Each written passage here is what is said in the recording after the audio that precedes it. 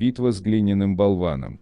Наконец я освободился от ненужного груза избыточных потенциалов. Для меня уже нет ни внутренней, ни внешней важности. Нет необходимости отстаивать свое превосходство или скрывать неполноценность. Нет опасений перед настоящим и будущим. Мне нечего защищать и нечего завоевывать. Наконец я свободен от влияния маятников и могу заняться собой. Если бы это было так. Власть маятников очень велика, в особенности из-за того, что люди об этом не подозревают. Нельзя говорить о них, как о неком тайном обществе инопланетян, которые плетут сети заговора против людей. Маятники – это неотъемлемая часть нашего мира. Они оказывают влияние на людей и осуществляют свое управление с помощью энергоинформационного воздействия. Это воздействие происходит на 3 уровнях – ментальном, эмоциональном и энергетическом. Используя нити важности, маятники выкачивают из людей свободную энергию. Так было всегда.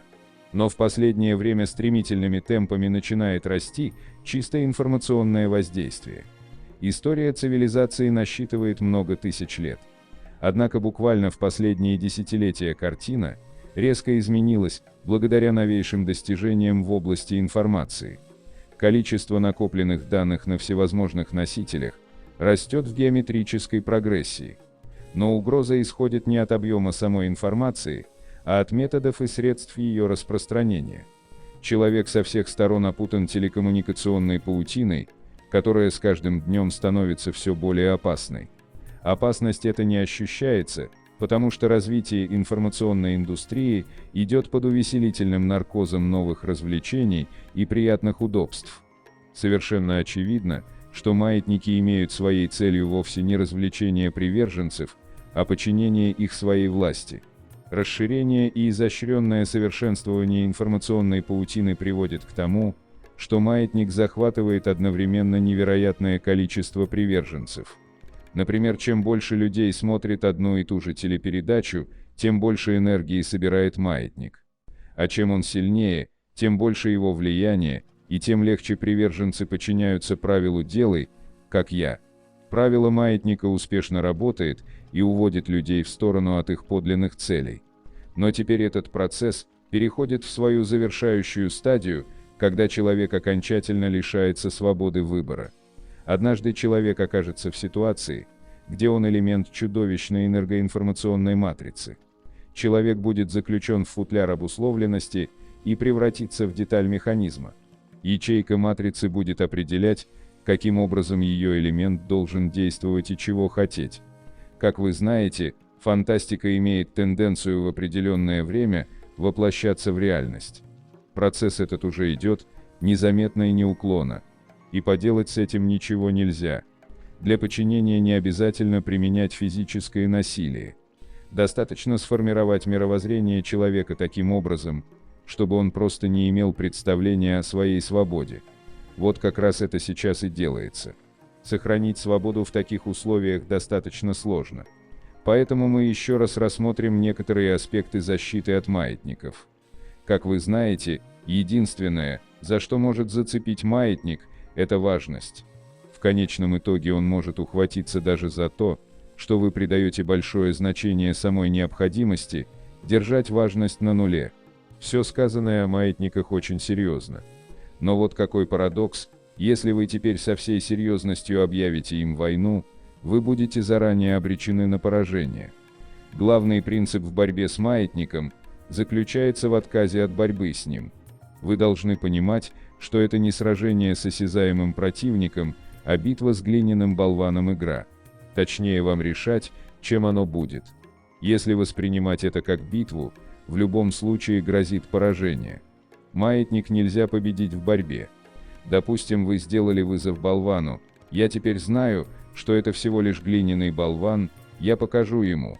Все, считайте, что вы уже повержены.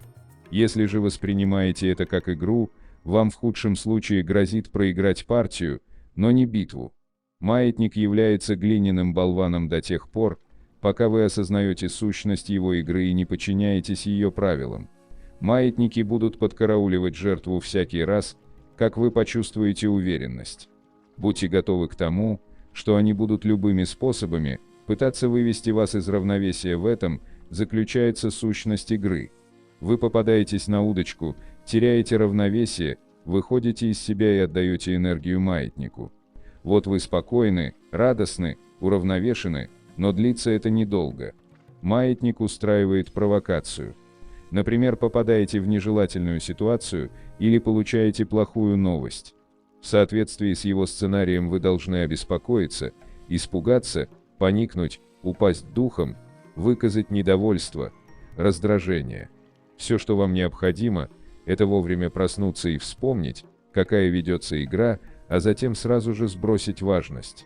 Если вы это сделали осознанно, маятник провалится в пустоту. Вы способны нарушить правила игры только в том случае, если не спите наяву. В неосознанном сновидении человек всегда жертва обстоятельств. Сон случается, и вы не в состоянии ничего с этим поделать. Наяву все давно привыкли также автоматически реагировать стандартным образом на негативные воздействия. Что за этим следует, объяснять не приходится. Но ведь вы же не устрица. И вполне способны отреагировать неадекватно. Сделайте это намеренно, и планы маятника будут расстроены. Нужно только вовремя опомниться и нарушить правила игры. Убедитесь, насколько приятно будет сознавать, что отдаете себе отчет, как маятник всеми силами пытается вас спровоцировать, а вы не подаетесь. Приятное ощущение будет не только от гордости за себя сильного.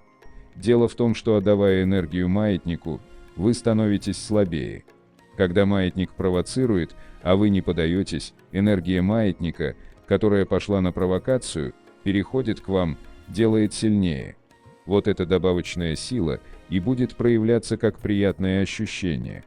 Теперь вы сможете представить, как балдеет маятник, получая вашу энергию. Не давайте ему такой возможности. Он будет приставать снова и снова, а вы не подавайтесь. Пусть он сам затрачивает на вас энергию. Играя в такую игру с нарушением правил, не поддайтесь искушению обозлиться на саму игру. Пока играете осознанно, но весело и беззаботно, вы сражаетесь с глиняным болваном на сахарных сабельках. Он ничего не сможет с вами поделать. Если нарушить правила игры и сохранили равновесие, глиняный болван рассыпается. Но как только вы начинаете выходить из себя, сахарная сабелька маятника превращается в опасный клинок. Такая игра может превратиться в битву и окончиться для вас индуцированным переходом. Не боритесь со своей реакцией на провокацию. Посмотрите на нее по-другому. Эмоции – это следствие, причина которой является отношение. Вам следует сознательно изменить свою реакцию на негативный фактор. Проявить неадекватное отношение нетрудно, поскольку сами осознаете, что это всего лишь игра. Пусть паяц прыгает. Вы словно сражаетесь с невидимым противником в комнате, где есть только зеркала. Кажется, что маятник вот здесь, рядом. Но на самом деле вы видите не его, и даже не его отражение. В зеркале отражается ваша важность. Пока что-нибудь имеет избыточно важное значение, у вас есть противник, и он постоянно маячит в зеркалах.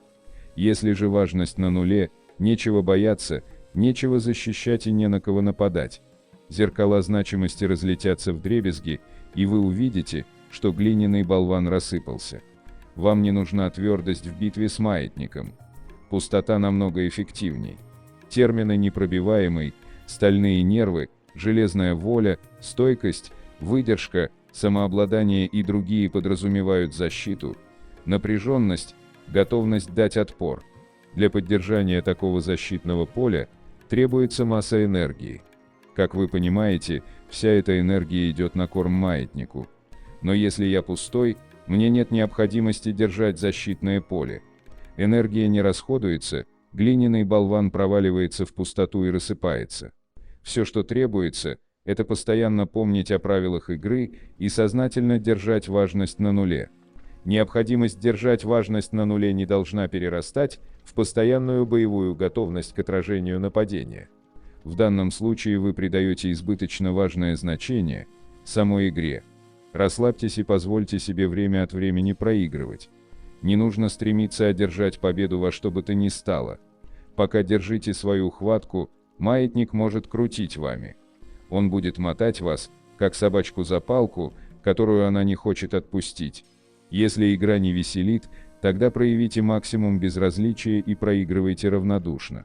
Если в этот раз маятник победил, не упорствуйте и согласитесь, что эту партию вы проиграли. Вы потеряли равновесие и вышли из себя, и в этом нет ничего особенного. Не надо казнить себя по этому поводу, следующая партия будет ваша. Не следует только говорить себе, что это в последний раз, ставить ультиматумы и устраивать западню. Вы ставите ультиматум не себе, а маятнику. Он только этого и ждет. Такой ультиматум есть не что иное, как мощная стена защиты. Установив защиту, вы превращаете игру в битву, в которой неизбежно потерпите поражение. Будьте готовы к тому, что маятники могут провоцировать ласково и вкрадчиво. Многие люди, сгибаясь под тяжестью проблем, находят себе опору в сигаретах, спиртном, наркотиках. Если в очередной раз бросаете вредную привычку и говорите себе «ну все, в последний раз», это говорите вовсе не вы. Это маятник настолько захватил ваше мысленное излучение, что может буквально навязывать вам мысли. Всякий раз, когда вы клятвенно убеждаете себя, что еще один последний раз, и все, проснитесь и отряхнитесь от наваждения. Это говорит маятник. Осознание этого факта поможет вам равнодушно завязать с вредной привычкой. Не решительно, а именно равнодушно. Маятники для привлечения приверженцев не брезгуют никакими средствами. Они полностью выхолостили все святое, начиная с этических принципов и кончая религией. Мир есть проявление единого духа, утверждение единства во множестве. Божественная сущность пронизывает все живое и неживое. Бог есть в каждом из нас. Мы уже говорили об этом, когда сравнивали душу человека с каплей в океане. Как только Бог своей манифестацией объявил людям о своем существовании, маятники тут же взяли религию под свой контроль. Вы можете сами в этом убедиться, если обратитесь к изначальным 10 заповедям. Первая заповедь в разных толкованиях сводится к следующему: «Я твой единый Бог, и да не будет у тебя других богов».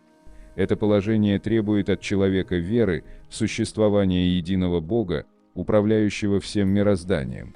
Люди сразу же нарушили эту заповедь и создали себе множество религий-маятников. Точнее, позволили маятникам религии подчинить себя. Маятники религии прикрываются именем Господа. Собственно, духовные служители религий искренне стремятся проповедовать слово и дело Господа. Но, будучи приверженцами, они находятся во власти маятников, поэтому от них мало что зависит. Разве войны и раздоры на религиозной почве угодны Богу? Вторая заповедь: «Не делай себе кумира и никакого изображения того, что на небе вверху, и что на земле внизу, и что в водах ниже земли. Не поклоняйся им и не служи им». Это тоже сказано о маятниках. Маятник подчиняет своей воле приверженцев и заставляет их в любом случае действовать в своих интересах независимо от того, какими благими намерениями все это прикрывается. Но вообще все заповеди можно свести к двум. Отвечая на вопрос своего ученика: «Учитель, какая наибольшая заповедь в законе?» Иисус сказал: «Возлюби Господа Бога твоего всем сердцем твоим, и всею душою твоею, и всем разумением твоим, сия есть первая и наибольшая заповедь. Вторая же подобная ей: возлюби ближнего твоего, как самого себя». На сих двух заповедях утверждается весь закон и пророки, синодальное издание, 1994. Любите Бога в себе и в других, не поклоняясь маятникам, вот все, к чему призывают заповеди. Что касается вопроса воздействия на психику средств массовой информации, то здесь необходима прежде всего осознанность. Пропускайте мимо ушей любую негативную информацию. Вас со всех сторон пытаются чем-то заинтересовать, увлечь, что-то навязать. За любой группой людей стоит маятник. Приверженцы, исполняющие его волю, зачастую не осознают истинных целей маятника. Постоянно задавайте себе вопрос: кому и зачем это нужно? А нужно ли это вам? В то же время активно ищите и впускайте в себя всю информацию, касающуюся вашей цели. Ладно, нетерпеливо заерзает ваш разум, я это и сам знаю. Ну и что из того, что он знает? Он все знает, но беспечно засыпает всякий раз, как маятник начинает свою игру. Не позволяйте маятникам взять вас за ручку и увлечь за собой. В общем, ваша задача сводится к тому, чтобы осознанно нарушить правила игры. Это можно сделать двумя способами. Либо сбросить важность и провалить маятник в пустоту своего равнодушия, либо погасить его, прореагировав неадекватно. Если у вас не очень получается с важностью, тогда давайте предпочтение второму способу. Любая неадекватная реакция на провокацию является грубым нарушением правил игры.